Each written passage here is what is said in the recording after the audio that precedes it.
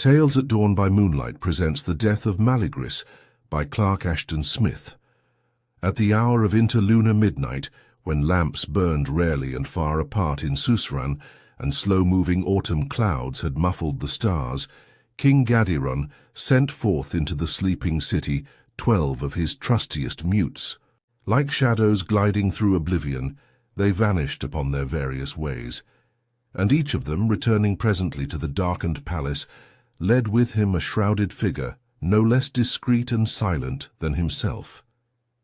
In this manner, groping along tortuous alleys, through blind cypress caverns in the royal gardens, and down subterranean halls and steps, 12 of the most powerful sorcerers of Suzerain were brought together in a vault of oozing death-grey granite, far beneath the foundations of the palace.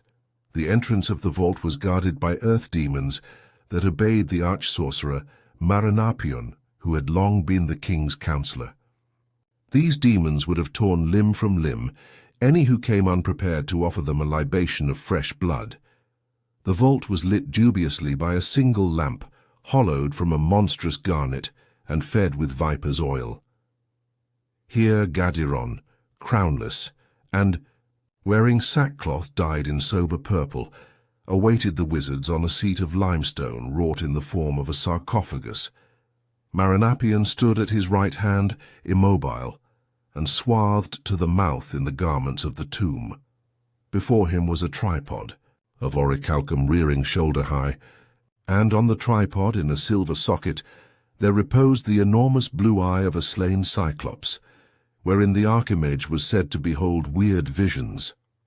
On this eye, gleaming balefully under the garnet lamp, the gaze of Maranapion was fixed with death-like rigidity.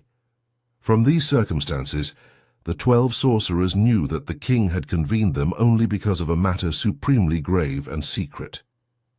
The hour and fashion of their summoning, the place of meeting, the terrible elemental guards, the mufti worn by Gadiron, all were proof of a need for preternatural stealth and privity.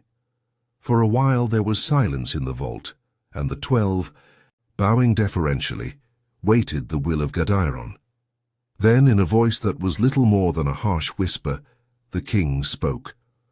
"What know ye of Malygris?" Hearing that awful name, the sorcerers paled and trembled visibly, but one by one, as if speaking by rote, several of the foremost made answer to Gadiron's question. "Malygris dwells in his black tower above Suzerain," said the first. "The night of his power is still heavy upon Poseidonis, and we others, moving in that night, are as shadows of a withered moon. He is overlord of all kings and sorcerers. Yea, even the triremes that fare to Tartessos, and the far-flown eagles of the sea, pass not beyond the black falling of his shadow." "The demons of the 5 elements are his familiars," said the second. "The gross eyes of common men have beheld them often, flying like birds about his tower, or crawling lizard-wise on the walls and pavements. Malygris sits in his high hall," avowed the third. "Unto him tribute is borne at the full moon from all the cities of Poseidonis. He takes a tithe of the lading of every galley. He claims a share of the silver and incense, of the gold and ivory sacred to the temples. His wealth is beyond the opulence of the sunken kings of Atlantis, even those kings who were thy forefathers, O Gadiron. Malygris is old as the moon," mumbled a fourth. "He will live forever, armed against death with the dark magic of the moon. Death has become a slave in his citadel, toiling among other slaves and striking only at the foes of Malygris." "Much of this was true formerly," quoth the king, with a sinister hissing of his breath. "But now a certain doubt has arisen. For it may be that Malygris is dead." A communicated shiver seemed to run about the assembly. "Nay," said the sorcerer, who had affirmed the immortality of Malygris, "for how can this thing have come to pass? The doors of his tower stood open today, at sunset, and the priests of the ocean god, bearing a gift of pearls and purple dyes, went in before Malygris, and found him sitting in his tall chair of the ivory of mastodons. He received them haughtily, without speaking, as is his wont, and his servants, who are half ape and half man, came in unbidden to carry away the tribute. "This very night," said another, "I saw the steadfast lamps of the sable tower, burning above the city like the eyes of Taran, god of evil. The familiars have departed not from the tower, as such beings depart at the dying of a wizard, for in that case men would have heard their howling and lamentation in the dark. Aye," declared Gadiron, "men have been befooled ere this, and Malygris was ever the master of eluding shows, of feints and beguilements. But there is one among us who discerns the truth. Maranapion, through the eye of the Cyclops, has looked on remote things and hidden places. Even now he peers upon his ancient enemy, Malygris." Maranapion, shuddering a little beneath his shroud-like garments, seemed to return from his clairvoyant absorption. He raised from the tripod his eyes of luminous amber, whose pupils were black and impenetrable as jet. "I have seen Malygris," he said, turning to the conclave. "Many times I have watched him thus, thinking to learn some secret of his close-hidden magic. I have spied upon him at noon, at evenfall, and through the drear, lampless vigils of midnight. And I have beheld him in the ashen dawn and the dawn of quickening fire. But always he sits in the great ivory chair, in the high hall of his tower, frowning as if with meditation, and his hands clutch always the basilisk-carven arms of the chair, and his eyes turn evermore, unshutting, unblinking, toward the orient window and the heavens beyond where only high-risen stars and clouds go by. Thus have I beheld him for the space of a whole year and a month. And each day I have seen his monsters bring before him vessels filled with rare meat and drink, and later they have taken away the vessels untouched, and never have I discerned the least movement of his lips, nor any turning or tremor of his body. For these reasons I deem that Malygris is dead, but by virtue of his supremacy in evil and in art magical, he sits defying the worm, still undecayed and incorrupt, and his monsters and his familiars attend him still, deceived by the lying appearance of life, and his power, though now an empty fraud, is still dark and awful upon Poseidonis. Again, following the slow-measured words of Maranapion, there was silence in the vault. A dark, furtive triumph smouldered in the face of Gadiron, on whom the yoke of Malygris had lain heavily, irking his pride. Among the 12 sorcerers there was none who wished well to Malygris, nor any who did not fear him, and they received the annunciation of his demise with dreadful, half-incredulous joy. Some there were who doubted, holding that Maranapion was mistaken, and in the faces of all, as in sombre mirrors, their awe of the master was still reflected. Maranapion, who had hated Malygris above all others, as the one warlock whose art and power excelled his own, stood aloof and inscrutable like a poising vulture. It was King Gadiron who broke the gravid silence. "Not idly have I called ye to this crypt, O sorcerers of Susran, for a work remains to be done. Verily shall the corpse of a dead necromancer tyrannize over us all. There is mystery here, and a need to move cautiously, for the duration of his necromancy is yet unverified and untested. But I have called ye together, in order that the hardiest among ye may take counsel with Maranapion, and aid him in devising such wizardry as will now expose the fraud of Malygris, and evince his mortality, to all men, as well as to the fiends that follow him still and the ministering monsters." A babble of disputation rose, and they who were most doubtful of this matter, and feared to work against Malygris in any fashion, begged Gadiron's leave to withdraw.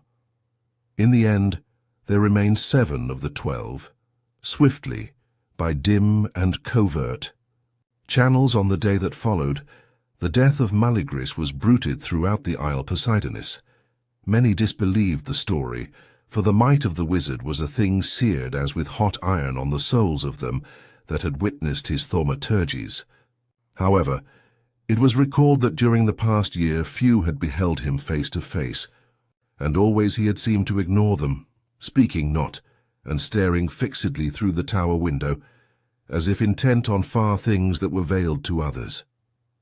During that time he had called no man to his presence, and had sent forth no message, no oracle or decree, and they who had gone before him were mainly bearers of tribute, and had followed a long-established custom. When these matters became generally known, there were some who maintained that he sat thus in a long swoon of ecstasy or catalepsy, and would awaken therefrom in time. Others, however, held that he had died, and was able to preserve the deceitful aspect of life through a spell that endured after him. No man dared to enter the tall sable tower, and still the shadow of the tower fell athwart Susran like the shadow of an evil gnomon moving on some disastrous dial, and still the umbrage of the power of Malygris lay stagnant as the tomb's night on the minds of men. Now, among the 5 sorcerers who had begged Gadiron's leave to depart, fearing to join their fellows in the making of wizardry against Malygris, there were 2 that plucked heart a little afterward, when they heard from other sources a confirmation of the vision beheld by Maranapion through the Cyclops' eye. These 2 were brothers, named Nigon and Fustules. Feeling a certain shame for their timidity, and desiring to rehabilitate themselves in the regard of the others, they conceived an audacious plan. When night had again fallen upon the city, bringing no moon, but only obscure stars and the scud of sea-borne clouds, Nigon and Fustules went forth through the darkened ways, and came to the steep hill at the heart of Susran, whereon, in half-immemorial years, Malygris had established his grim citadel. The hill was wooded with close-grown cypresses, whose foliage even to the full sun was black and sombre, as if tarnished by wizard fumes. Crouching on either hand, they leaned like misshapen spirits of the night above the stairs of adamant that gave access to the tower. Nigon and Fustules, mounting the stairs, cowered and trembled when the boughs swung menacingly toward them in violent gusts of wind. They felt the dripping of heavy sea dews blown in their faces like a spittle of demons. The wood, it seemed, was full of execrably sighing voices and weird whimpers and little moanings, as of imp children astray from satanic dams. The lights of the tower burned through the waving boughs and seemed to recede unapproachably as they climbed. More than once the 2 regretted their temerity, but at length, without suffering palpable harm or hindrance, they neared the portals, which stood eternally open, pouring the effulgence of still, unflaring lamps on the windy darkness. Though the plan they had conceived was nefarious, they deemed it best to enter boldly. The purpose of their visit, if any should challenge or interrogate them, was the asking of an oracle from Malygris, who was famed throughout the isle as the most infallible of soothsayers. Freshening momentarily from the sea beyond Susran, the wind clamoured about the tower like an army of devils in flight from deep to deep, and the long mantles of the sorcerers were blown in their faces. But entering the wide portals, they heard no longer the crying of the gale, and felt no more its pursuing rudeness.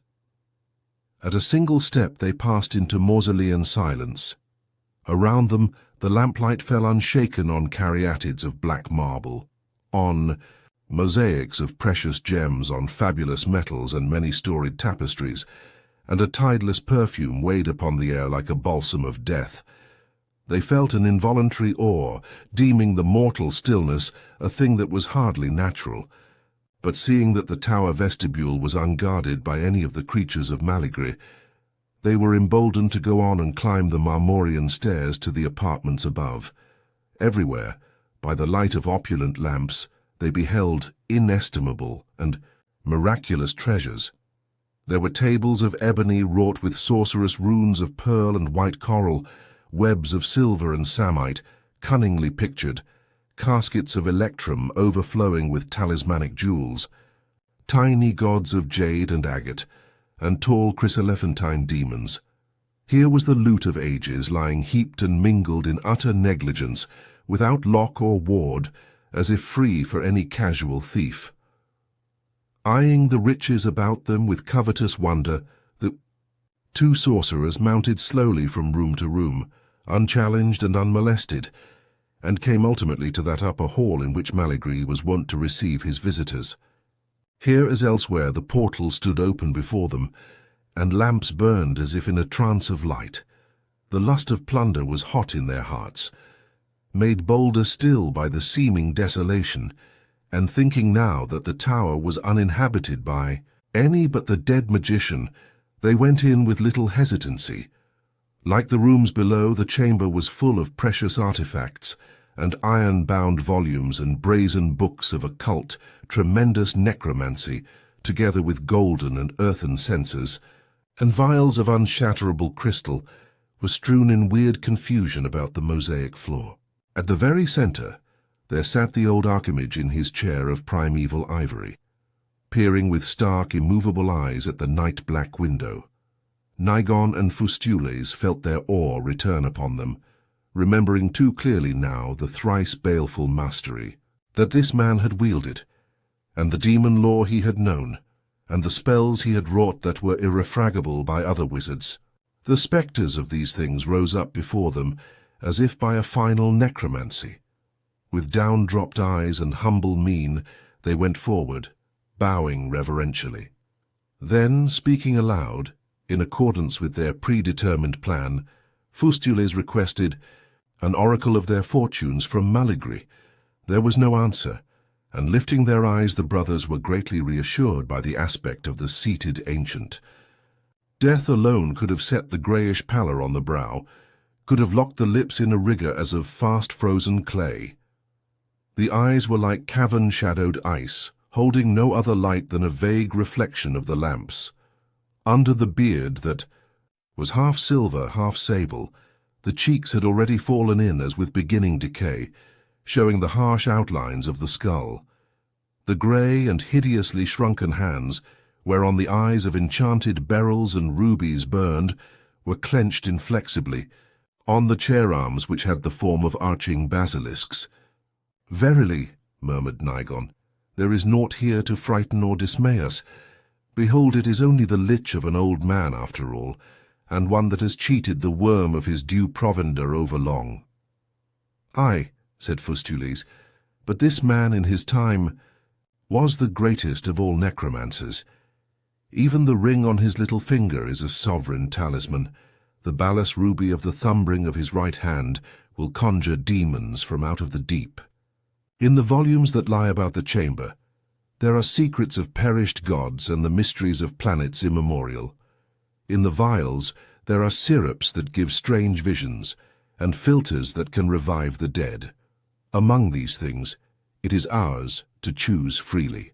Nigon, eyeing the gems greedily, selected a ring that encircled the right forefinger, with the sixfold coils of a serpent of orichalcum, bearing in its mouth a beryl shaped like a griffin's egg. Vainly, however, he tried to loosen the finger from its rigid clutch on the chair-arm to permit the removal of the ring. Muttering impatiently, he drew a knife from his girdle and prepared to hew away the finger. In the meanwhile, Fustules had drawn his own knife as a preliminary before approaching the other hand. "Is thy heart firm within thee, brother?" he inquired in a sort of sibilant whisper.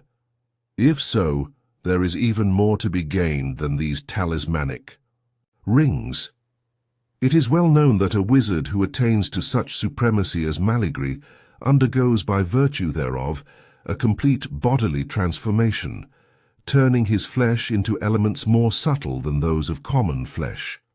And whoso eats of his flesh, even so much as a tiny morsel will share thereafter in the powers owned by the wizard." Nigon nodded as he bent above the chosen finger. "This, too, was in my thought," he answered. Before he or Fustules could begin their ghoulish attack, they were startled by a venomous hissing that appeared to emanate from the bosom of Malygris. They drew back in amazement and consternation, while a small coral viper slid from behind the necromancer's beard and glided swiftly over his knees to the floor like a sinuous rill of scarlet. There, coiling as if to strike, it regarded the thieves with eyes that were cold and malignant as drops of frozen poison. "By the black thorns of Taran," cried Poseidonis. "It is one of Malygris's familiars. I have heard of this viper." Turning, the two would have fled from the room, but even as they turned, the walls and portals seemed to recede before them, fleeing, giddily and interminably, as if unknown gulfs had been admitted to the chamber. A vertigo seized them. Reeling, they saw the little segments of mosaic under their feet assume the proportions of mighty flags. Around them, the strewn books and censers and vials loomed enormous, rearing above their heads and barring their way. As they ran, Nigon, looking over his shoulder, saw that the viper had turned to a vast python, whose crimson coils were undulating swiftly along the floor. In a colossal chair beneath lamps that were large as suns, there sat the colossal form of the dead Archimage, in whose presence Nigon and Poseidonis were no more than pygmies. The lips of Malygris were still immobile beneath his beard, and his eyes still glared implacably upon the blackness of the far window. But at that instant, a voice filled the awful spaces of the room, reverberating like thunder in the heavens, hollow and tremendous. "Fools! Ye have dared to ask me for an oracle, and the oracle is death." Nigon and Poseidonis, knowing their doom, fled on in a madness of terror and desperation. Beyond the towering thuribles, the tomes that were piled like pyramids, they saw the threshold. In intermittent glimpses like a remote horizon, it withdrew before them, dim and unattainable. They panted as runners pant in a dream. Behind them, the vermilion python crawled, and overtaking them as they tried to round the brazen back of a wizard volume, it struck them down like fleeing dormice. In the end, there was only a small coral viper that crept back to its hiding place in the bosom of Malygris. Toiling by, day and night, in the vaults under the palace of Gadairon, with impious charms and unholy conjurations and fouler chemistries, Maranapian and his 7 coadjutors had nearly completed the making of their sorcery. They designed an invultuation against Malygris that would break the power of the dead necromancer by rendering evident to all the mere fact of his death. Employing an unlawful Atlantean science, Maranapian had created living plasm with all the attributes of human flesh, and had caused it to grow and flourish, fed with blood.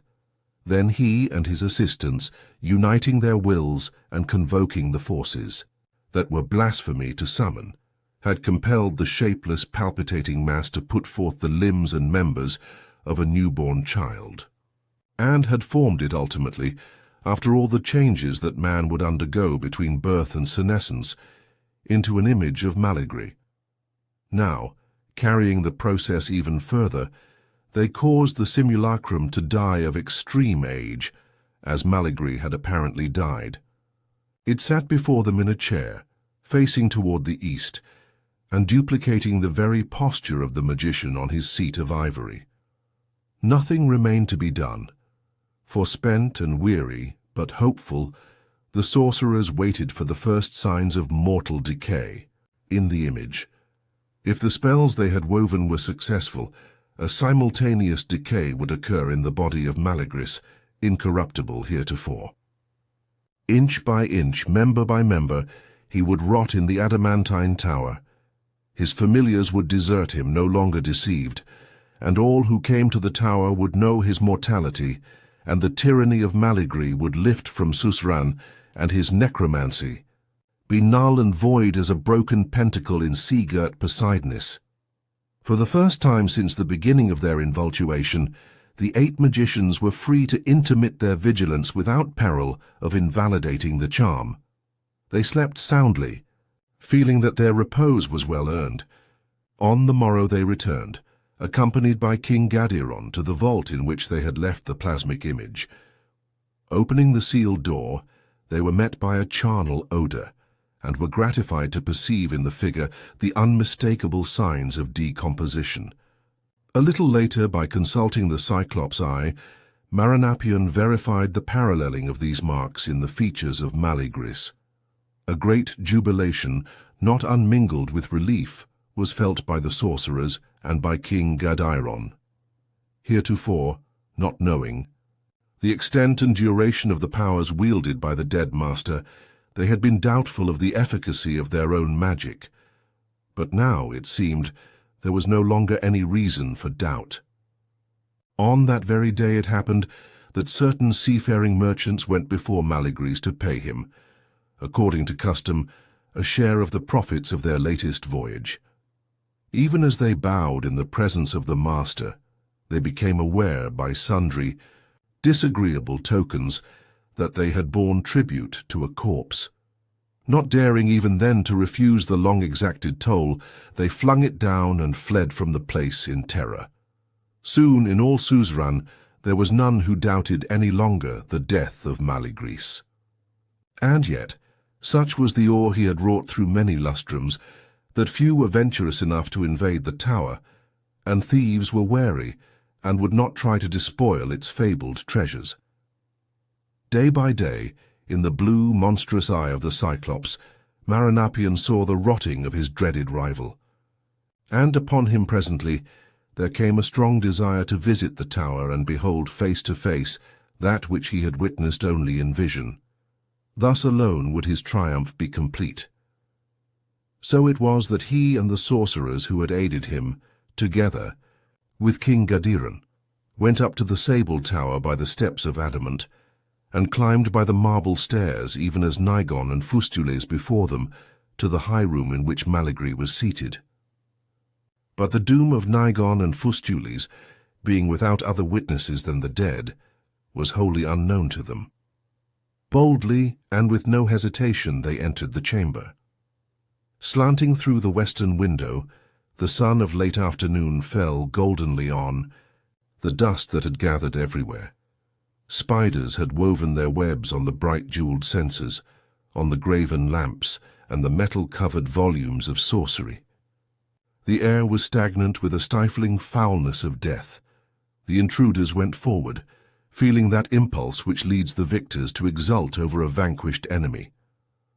Malygris sat unbowed and upright, his black and tattered fingers clutching the ivory, chair arms as of yore, and his empty orbits glowering still at the eastern window. His face was little more than a bearded skull, and his blackening brow was like worm-pierced ebony.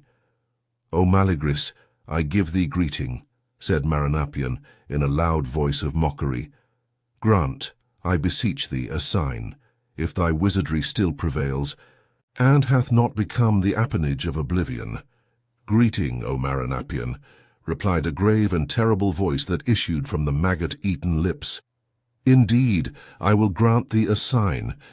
Even as I, in death, have rotted upon my seat from the foul sorcery which was wrought in the vaults of King Gadairon, so thou and thy fellows and Gadairon living shall decay and putrefy wholly in an hour by virtue of the curse that I put upon." Now, then the shrunken corpse of Malygris, fulminating the runes of an old Atlantean formula, cursed the 8 sorcerers and King Gadairon. The formula, at frequent intervals, was cadenced with fatal names of lethal gods, and in it were told the secret appellations of the black god of time and the nothingness that abides beyond time, and use was made of the titles of many tomb-layering demons. Heavy and hollow-sounding were the runes, and in them one seemed to hear a noise of great blows on sepulchral doors, and a clangor of down-fallen slabs. The air darkened, as if with the hovering of seasonless night, and thereupon, like a breathing of the night, a chillness entered the chamber, and it seemed that the black wings of ages passed over the tower, beating prodigiously from void to void ere the curse was done. Hearing that Maranatha, the sorcerers were dumb with the extremity of their dread, and even Maranapion could recall no counterspell effectual in any degree against it. All would have fled from the room ere the curse ended, but a mortal weakness was upon them, and they felt a sickness as of quick-coming death. Shadows were woven athwart their eyes, But through the shadows, each beheld dimly the instant blackening of the faces of his fellows, and saw the cheeks fall ruinously, and the lips curl back on the teeth like those of long-dead cadavers.